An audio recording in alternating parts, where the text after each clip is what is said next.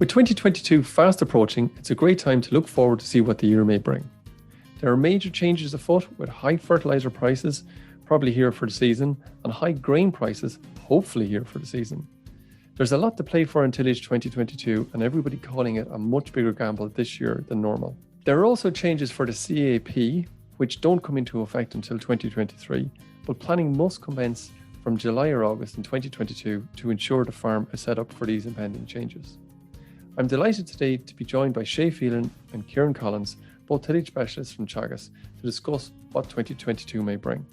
Gentlemen, you're both very welcome. Shay, we might talk a little bit about the crops already in the ground and trace back the conditions that these crops went into and how they're looking at the moment. The autumn of 2021 will be remembered as probably one of the easiest that we've ever had to drill crops in. I suppose in a way it's probably too good to us too early in a way, in that a lot of guys started drilling in mid-September, and they've been wary of years gone before whereby you get good weather, a window of good weather and a good opportunity to drill crops, and it might only last for a week or 10 days and you don't get anything then for a month or two.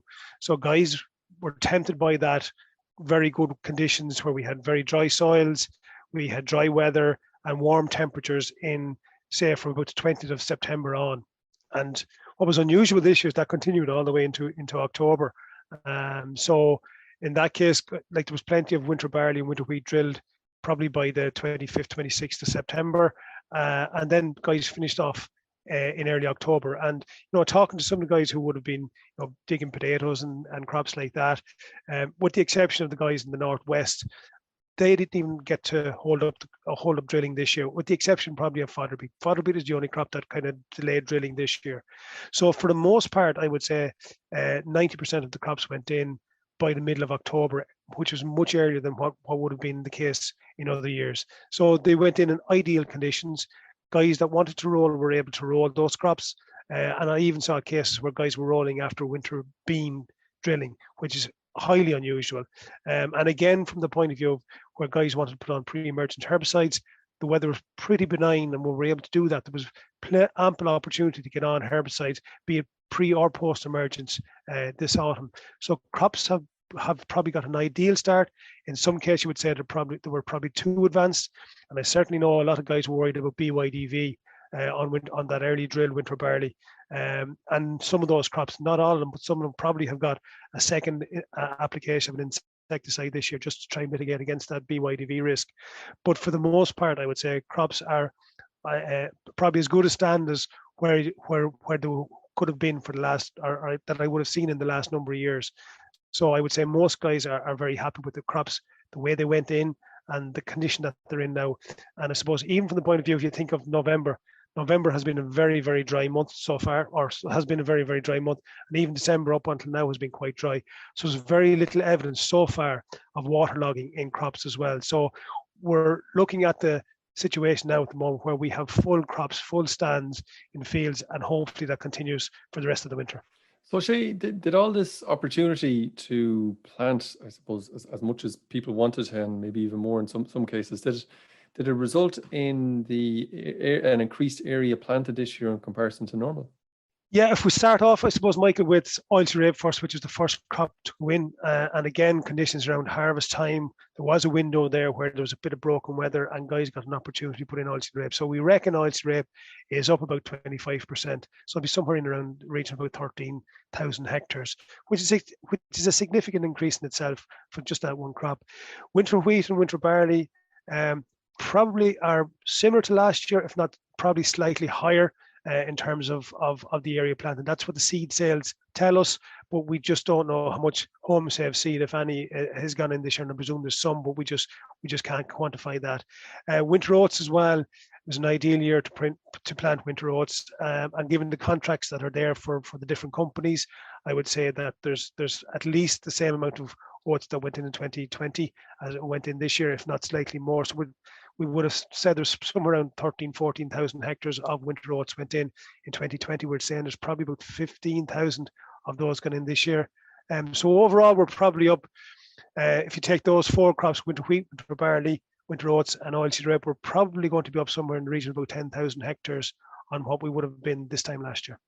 Okay, great. And Shay, if we were to hope for maybe the best conditions between now and when growth kind of starts again in March, what would they look like? Are we looking for a small amount of rain or colder conditions, or what ideally are we looking for?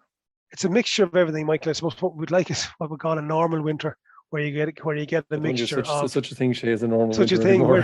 where you get I suppose the big fear guys have at the moment, Michael, has been because it's been so dry, that the big fear is that we're going to get an awful lot of rain.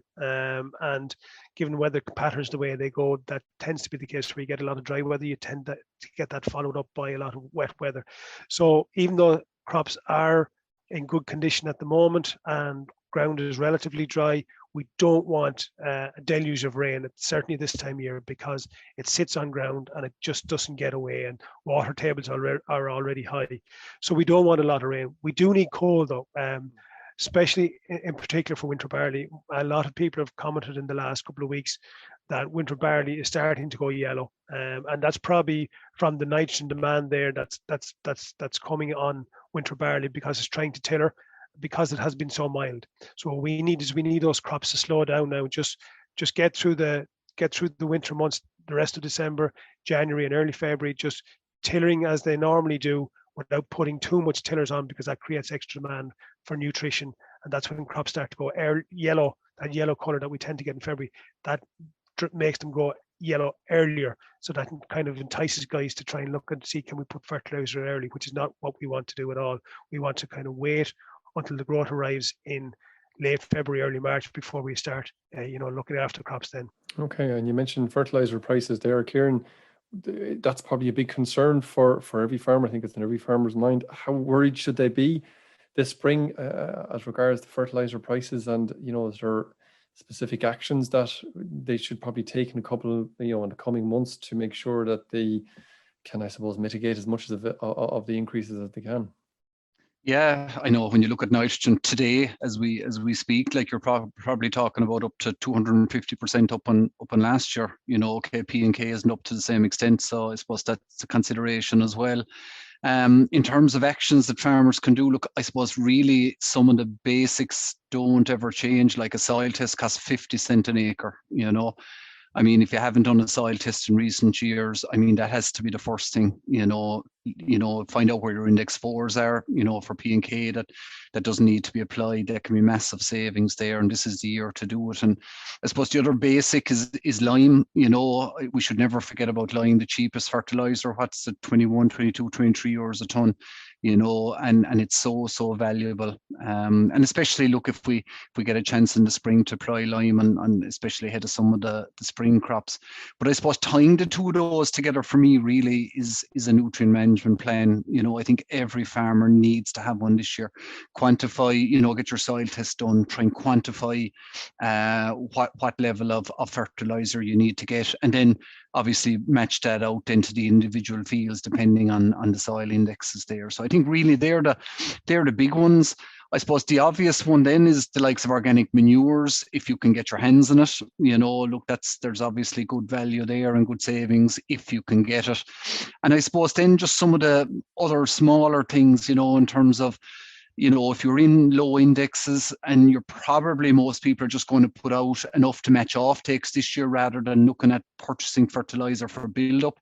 So, if you are in low index 1s and 2s, the likes of placing phosphorus rather than surface broadcasting, those things, they all do make a little difference. And I suppose when you combine them all together, you help to save cost, I suppose, and target your fertilizer where it is needed.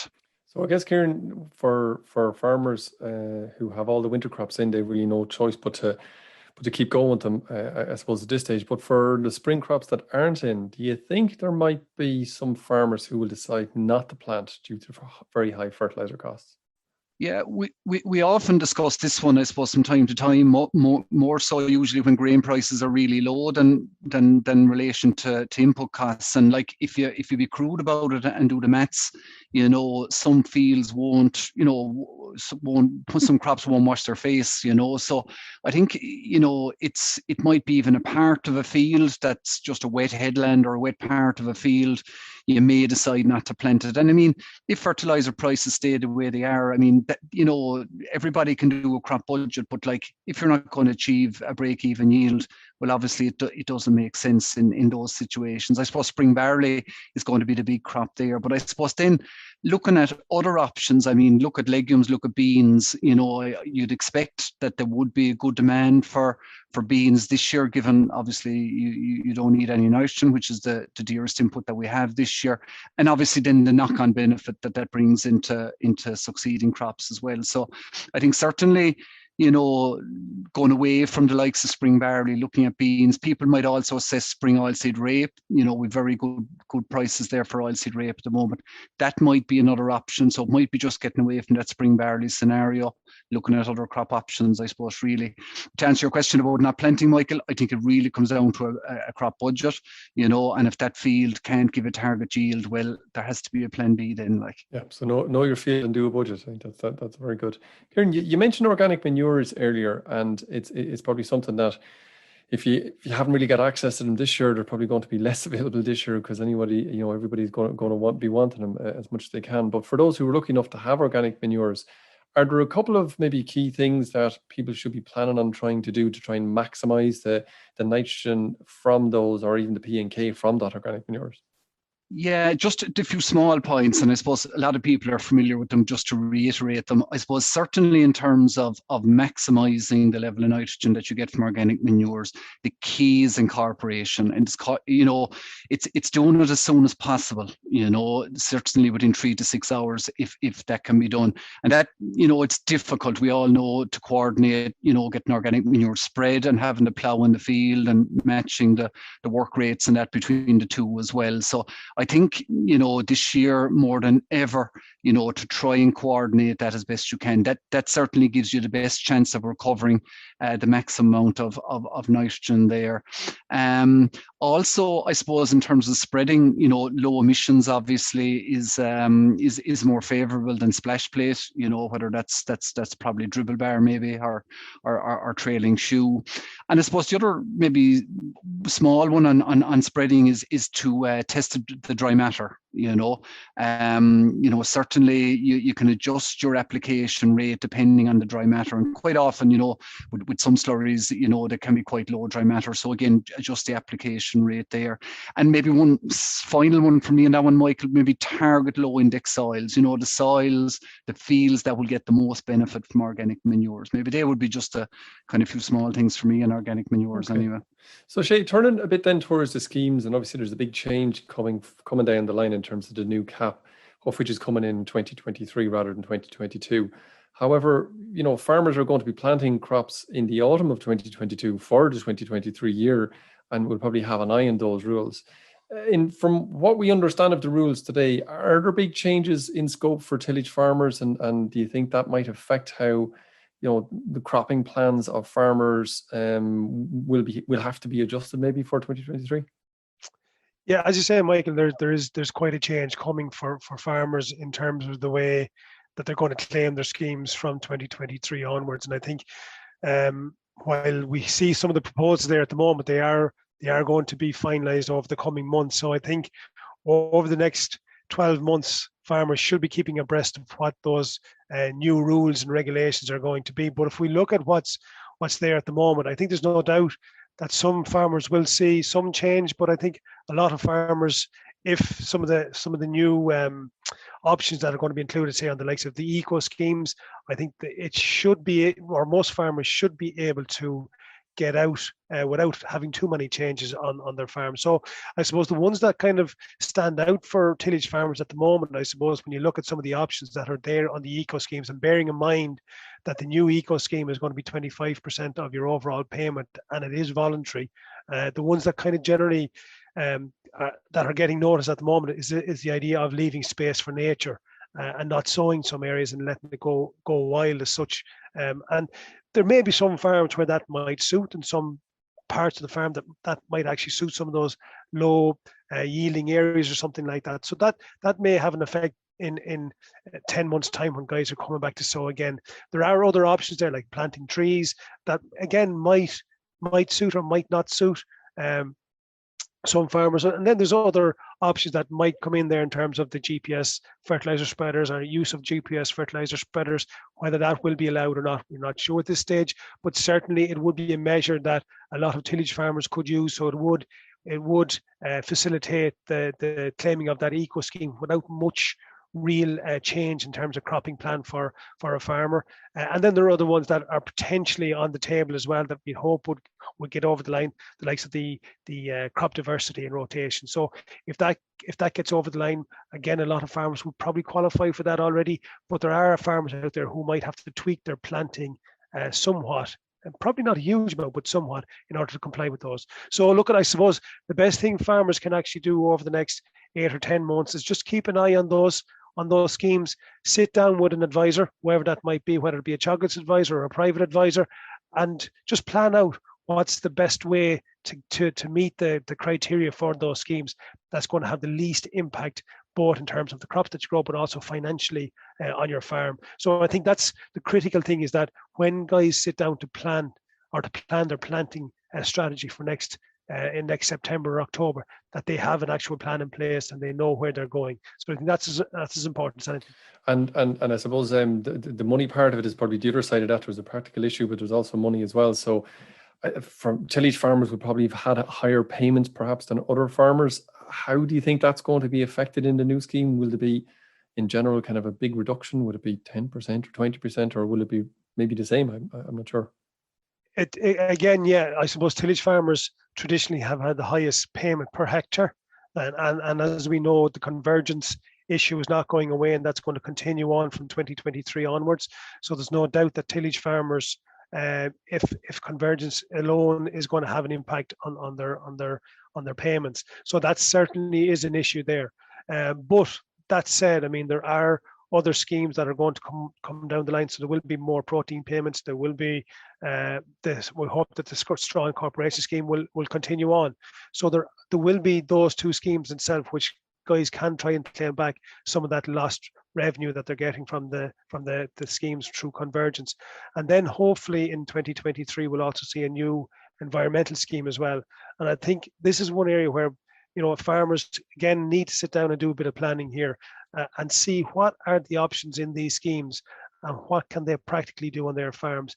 And I even see from the current GLAS scheme, there's been a big sea change in the last 2 or 3 years, whereby originally, say if we take the catch crops as a measure in that, a lot of fellas would have planted catch crops just to claim the payment for GLAS. Whereas now guys are looking at that catch crop, they're planting it to grow a crop that's going to either trap nutrients that are there and release them back to the soil the next year, or they're getting another payment through grazing it or something like that. So I think what guys actually have to do is sit down, plan what they can do, how they can reduce down the amount of money they're going to lose if they can do it at all. Convergence is going to happen one way or the other. There's nothing they can do about that, but they need to have a strategy in place about how they can maximize the revenue through the other schemes. So if you like, they need to farm the schemes as much as farm the crops themselves. And in that way, then they ensure to get as much money back through the schemes as they possibly can. And Jay, I suppose the chances are, thinking is that tillage farmers will be down a little bit of money in comparison to where they were previous to this. Do you think that's going to affect their ability to compete in the land rental market? That's a good question, Michael. I suppose yes and no. If we to take the schemes as the primary source of income on a lot of tillage farms, yes, it definitely will impact their ability to go and compete for land. But the other part of that equation is how crops are performing and what grain prices are in place over the years that we're going to talk about from 23 to 27. So if grain prices are high, that generally increases land prices and increases guys' ability to go and actually compete for that land, both among themselves in terms of tillage farmers, but also against other other farmers as well, whether it be dairying or beef or whatever. But I think certainly if we see a decrease on tillage payments in terms of how they're competing with the increase, maybe with other sectors, maybe beef farmers or sheep farmers might get an increase if they're converging up. Well, that certainly will distort the market a little bit compared to where it is at the moment. And Ciaran, just coming back to you for a second, of course, the single farm payment is only part of a tillage farmer's income, with grain and straw probably making up the bulk of it from year to year. Prices for grain are certainly very high, probably haven't been as high for a long time. Where do you think farmers are at the moment in terms of taking a position before harvest, or maybe taking a chance that they're actually going to, I suppose, expect the price to stay the same or to even improve all the way up to harvest? Yeah, I suppose my feeling is from talking to farmers that very few are kind of doing business in terms of forward selling at the moment. There are some very attractive prices out there. The 250 from Portmall certainly is, and I know some of that has been taken certainly. I suppose traditionally harvest prices have tended to be better than the forward prices prior to the harvest. So I suppose some farmers are reluctant. A lot of people remember 2012 and got a bit burnt there, and that is also a factor. But I'd have to say on the other side of it, like if you're making money at a price, we all want to sell at the top of the market, absolutely. But if you're making money at a price and you can budget, and especially the way fertiliser is at the moment, if I can make money at whatever price I'm being offered at the moment, it definitely does reduce risk for your business. As I say, it might not be the top price. You might end up getting an average price when you put the whole lot together, but it does reduce risk. So you'd have to say that. And I suppose, I'm not going to predict what harvest prices will be, but like there, if you go back in the last 10, 20 years, we've only had probably 4 years where you've had exceptionally high grain prices. Obviously this year they were excellent, 18, 12, and the other one was probably 07 if I remember rightly. So, it doesn't, someone said one time the cure for high grain prices is high grain prices. So I suppose, look, if you can take some of that, and make money at that, maybe that reduces your risk overall. Yeah, because otherwise you're taking a punt either ways. Whether you wait for it or you take it, you're taking a punt either ways. I suppose that's the thing that always strikes me about something like that. But thinking about other costs, and I know we've already talked about fertiliser, and there's possibly supply issues with that. But for the other costs that a tillage farmer is going to have to put their money into, should tillage farmers be thinking about maybe planning and gathering stocks of maybe, for instance, some of the plant protection products a bit earlier this year, just so they have them in store rather than maybe being a little bit stuck? Yeah, I think so. Look, everything is moving slower nowadays, whether that's freight, Brexit, there's a lot of reasons there. So, I mean, if you have crops in the ground, you're going to need certain inputs. Certainly to have some of them in stores, always good advice. I suppose the obvious one that jumps off the page outside of fertiliser is seed, spring seed. Most farmers know within reason now what their area spring crops will be, so certainly ordering spring cereal seed, especially the likes of beans. We know bean seed will be tight. So again, getting that ordered as well. And then, as I say, look, maybe some element of plant protection products, get prices when they're available. They're probably not available yet, but we know from the example like Roundup, some products are going to be more expensive or some less available, again, so maybe getting a handle on some of those and just having some of those in stock mightn't be a bad idea. Okay. And finally, and thanks very much, guys, for your time for this, but finally, just a question for both of you. Is there a couple of areas where you think farmers should really prioritize as they go into 2022? Maybe Ciaran, as you were on the microphone, you might maybe go first. Yeah, I'm going to repeat, I suppose, 2 things I've said already. One is have a plan, do a crop budget, see where the figures are. Will this crop, make money at a given price? If it will, then my second thing for 22 is maybe sell a little bit of that grain to take that price that's an offer to reduce some of the risk. Okay, and Shay? Yeah, again, it's all around planning, Michael. I would say from the point of view of fertiliser, guys need to know what their fertiliser requirements are. They need to have a nutrient management plan going into the 2022, not as a record at the end of 22. They need to know now what they need to apply to their crops in order to maximize their yield, and at the cost that fertilizers that are there now. It was never as important to do that at this time of year rather than, as I say, later on in the year. The other thing I think guys should look at too, Michael, is that strong corporation scheme. And I think, again, with fertilizer in the back of my mind, there are two elements of that strong corporation scheme. Number one, that it puts carbon back into the soil and you actually get a payment for doing that. But also don't forget it puts nutrition back into the soil as well. And given where the cost of fertilizer are at the moment, if fertilizers continue in where they are over the next 12 or 18 months, then that straw that you're putting back into the ground is more valuable than what it has been heretofore. So I think, again, guys need to look at that scheme and see, does it suit them? And if there are fields that need maybe an extra bit of nutrition, well, maybe that's where they need to go. And perhaps, Shay, the next best option to that is maybe do a straw for farmyard manure type swap or deal Absolutely. on that. I think that might be an excellent way to go as well. Yeah.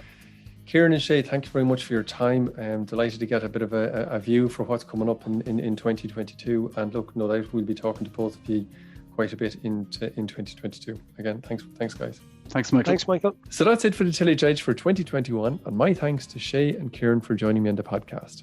Let's hope that 2022 brings the same harvest with good weather, yields and prices. Finally, don't forget, if you like this podcast, to recommend it to a friend and colleague. And as always, rate, review and subscribe on Apple Podcasts or Spotify so you never miss an episode. And for more information, go to teagasc.ie. I'm Michael Hennessy. Thanks for listening, and I'll be back next week with more tillage news and advice.